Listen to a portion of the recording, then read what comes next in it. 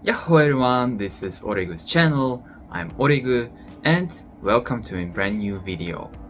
It's been a while since I uploaded my last video and there were quite a lot of reasons for that. I had a very stressful time, like from June to September.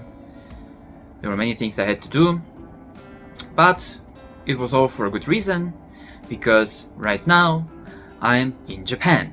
I'm in Mino, Osaka Prefecture in Japan, and tomorrow my studies here will begin. And I will spend a whole year here in Japan, experiencing the everyday life and of course students' life, and I hope that in this time I will be also able to improve my Japanese knowledge and maybe get to know some new things I didn't know about before. In this video I would like to share my first experiences I made here during the almost 2 weeks that I'm here, because I made quite a lot of interesting experiences. I experienced some difficulties, but yeah, even though some things were not very easy, still I would say that I'm really enjoying being here, and it has been my dream for a long time. So yeah, it's great that now finally this dream has come true. I mean, I traveled to Japan before, but it was like 2 weeks, and I think coming to Japan as a tourist is a bit different than when you come here and live here, and you have to get used to the everyday life here, to all the rules. I wanted to share some of my first experiences that I made here in this time. Maybe for some of you, those who maybe plan to come to Japan for a longer time, maybe it might be also helpful to know some of the things that I would like to share with you. And the first thing I would like to warn you about, well, maybe it's not only about Japan, I mean, it's bigger time differences. You might experience this in any country with bigger time difference from your country, but especially if you come from Europe, and I think also if you come from America to Japan, you have to be prepared to suffer from jet lag. So, I mean, I came to Japan already like almost 2 weeks ago and I still have jet lag. And as a result of that, I'm sleepy during the day. Also right now, actually I'm a bit sleepy. And at night I cannot sleep long. I cannot sleep for a long time. So usually like I sleep maybe like 2 to 4 or 5 hours, and then I'm sleepy during the day. And so jet lag is really not a nice thing, I have to say. During my first trip to Japan, I didn't have that strong jet lag, but maybe it was because when I was traveling to Japan the first time, every day I was walking a lot through the city.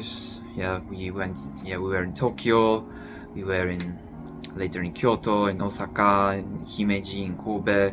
So every day we walked a lot. So during the day there was no time to be sleepy, even if I felt like this.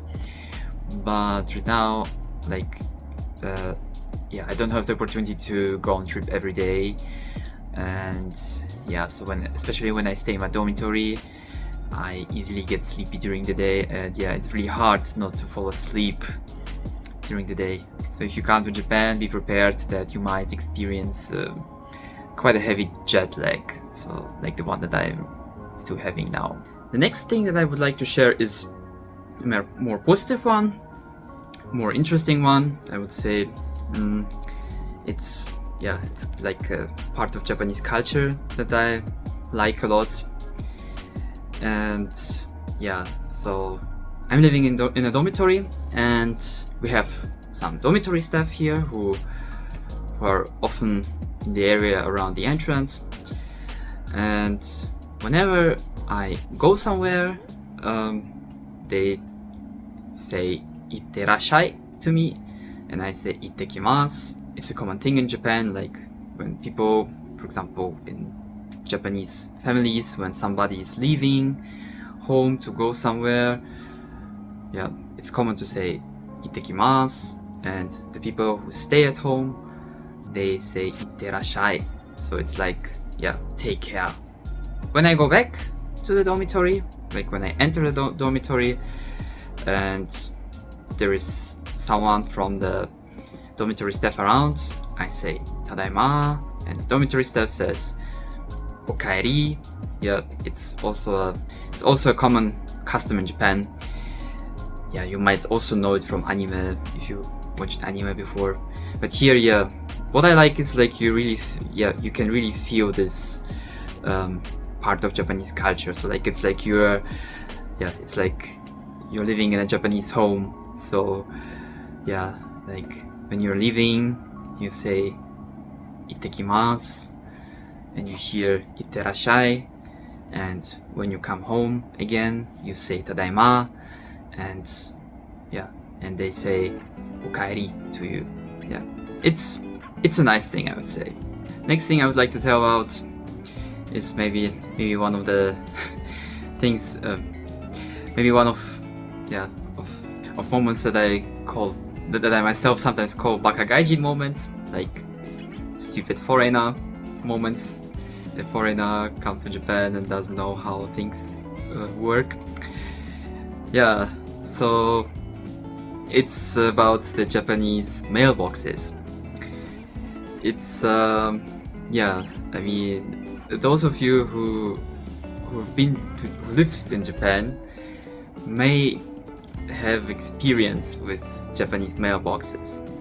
So I mean, I was used to mailboxes with key. Like in Germany, we usually have mailboxes that you can open and close with a key, but in Japan it's not that easy. A typical Japanese mailbox is like a small safe, you can say,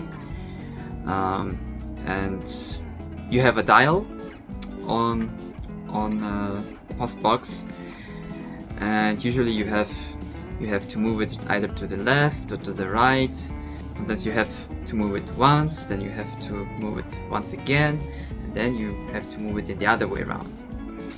And I have to say, I was really not used to that, and it took me like, I don't know, 3 days maybe, yeah, till I finally managed to open the mailbox. And I don't know, I really felt like a Bakagaijin in this situation, because I don't know, I watched videos on YouTube about doing it, I asked ChatGPT about it, so I really wanted to do it myself somehow. So yeah, but luckily I managed to do it in the end by myself. Yeah, but those of you who come to Japan for a longer time or who plan to live here, yeah, maybe first look up on the internet how to open a typical Japanese mailbox, because I admit it can be challenging sometimes.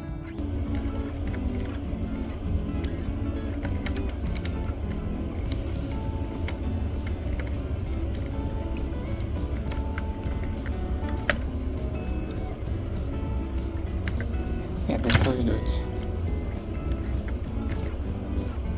Next thing I want to talk about, well, maybe it's not really surprising, it's not really new for me, but still, like, when I came from Germany here, I still kind of feel this difference a bit. So, and it's about, yeah, how friendly and nice and polite people are here.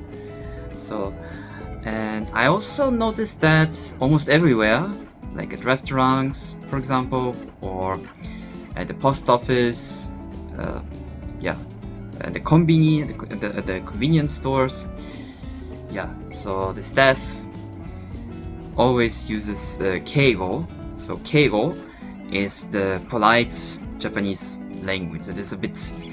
It's not just simple polite language, but it's a more advanced polite language that Japanese people usually use, for example, at work or with people who are older than they, or yeah, with people of a higher status.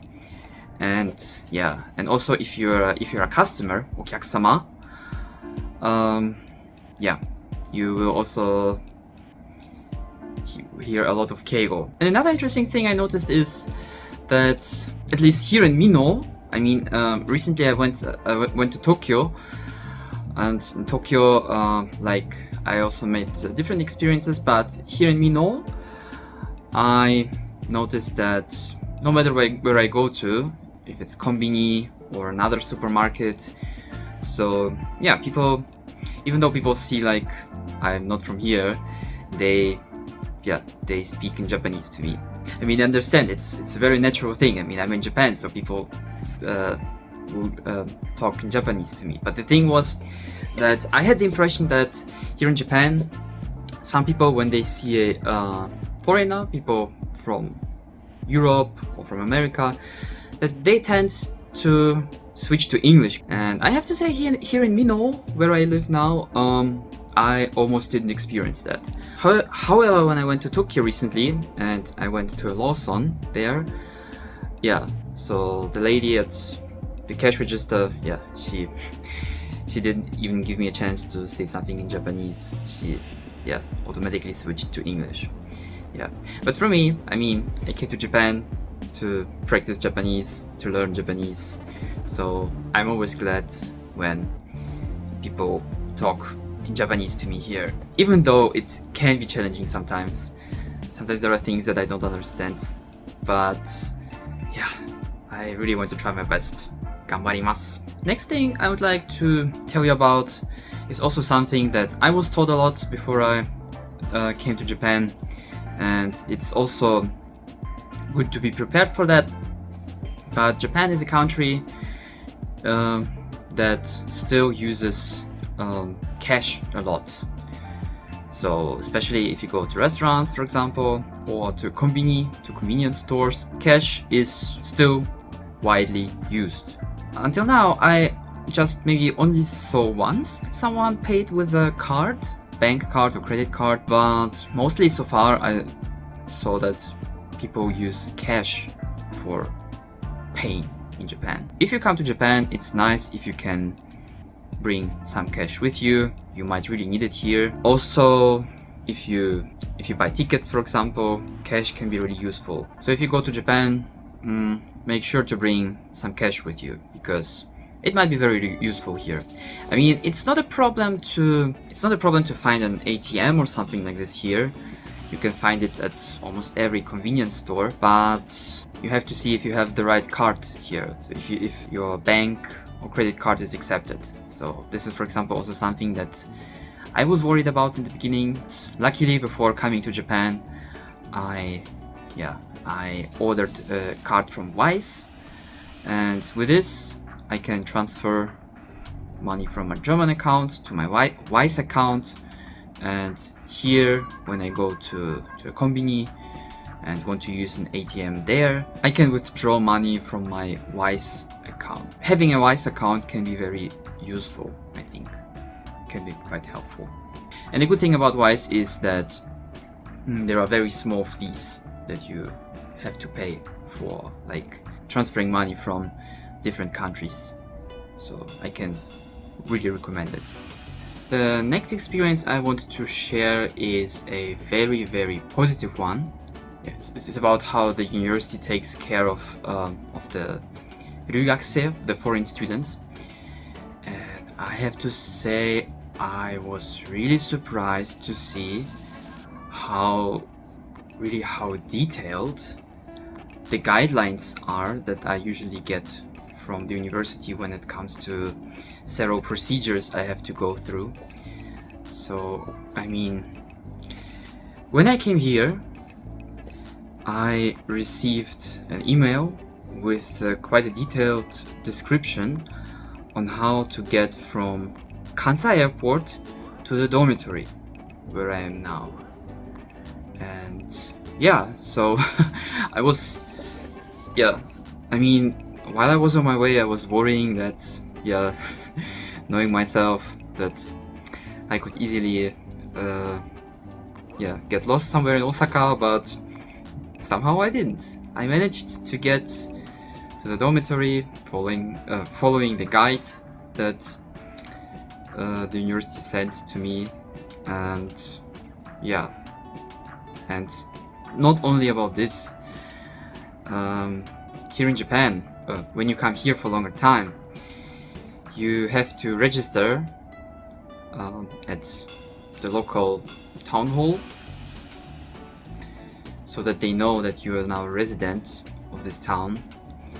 And yeah, and my university first invited all the foreign students, and they helped us to fill in the documents.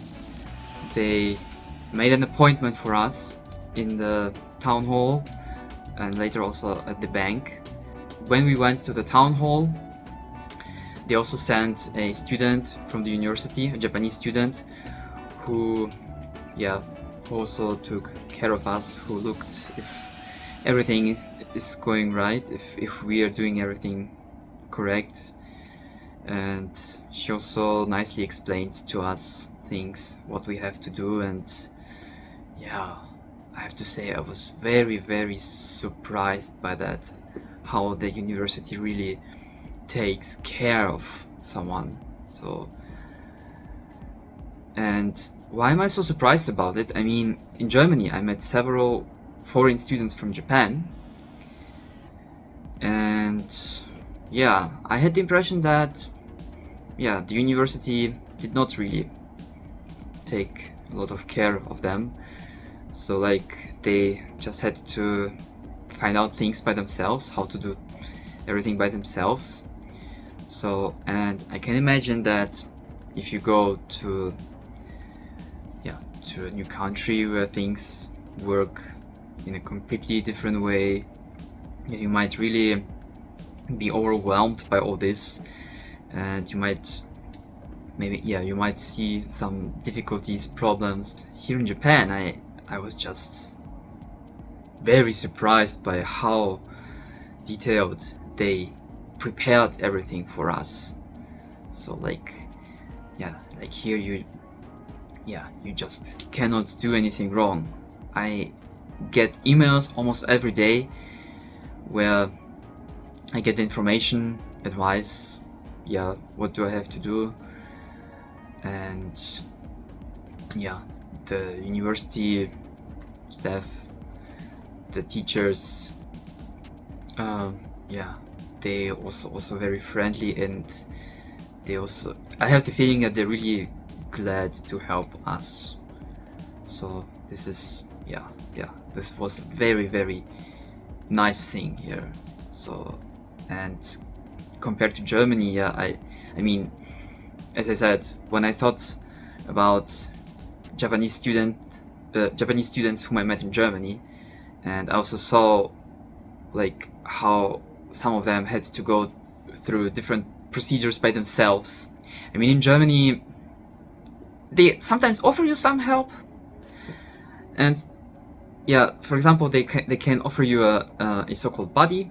So like, it's a student from the university, usually a German, or it's a student from university who knows how things work, and so he or she can help. But I think that's it. I think in Germany you don't get that much help. But I don't know, maybe it's just at the universities where I've been so far. I don't know, maybe there are also universities that take a lot of care of the foreign students. But as I said, here in Japan, Osaka University, I have to say, wow. I'm really impressed by how they take care of foreign students. Next thing I would like to tell you about, I have not experienced it myself, but I heard a lot about it. And also like a month or two ago, I also heard that there is a earthquake warning in Japan. So like, that Japan expects a possible dangerous earthquake in the next months. So yeah, for that, I downloaded an application that's called Yurekuru, and with this application I get warnings if there are earthquakes in Japan, and there is a map, and on this map I can see where an earthquake occurred in Japan, how intense it was. So yeah, it might be useful too, I think. Yeah, but luckily it seems that the area here around Osaka is maybe not that dangerous when it comes to earthquakes, but still they can occur from time to time. So, and yeah, I wonder when and if I will experience my first earthquake. I hope it won't be too dangerous, but yeah, we will see. The next thing I would like to tell you about is the Japanese plaques, because they might be different from the ones in your country, as it was the case for me. And before I came to Japan, I totally forgot about this, and when I arrived here, I soon realized that I need a plug adapter. And yeah, so this is how it looks like, and you put it like this, and so be sure to buy a plug adapter in your country, but also if you forget to buy one, you can easily buy such an adapter here in Japan. I bought mine at a shop called Edion. So yeah, I think that's pretty much it for today. I hope that from now on I will be able to make YouTube videos again. I mean, I don't know yet how busy I will be with my studies, but I hope I will still find time for making videos and sharing my experiences and thoughts. I actually have several ideas about the content that I can make while I am here in Japan. So, and I just really hope that I will have the time to do that, because as I said previously, my studies begin tomorrow, and I don't know yet how busy I will be. So yeah, and I have several types of contents in mind that I want to try to do while I'm here, and let's see if I manage to do this. So yeah, if you like this video, then please give it a like and consider subscribing to my channel. So, and I hope to see you in the next one. Bye bye!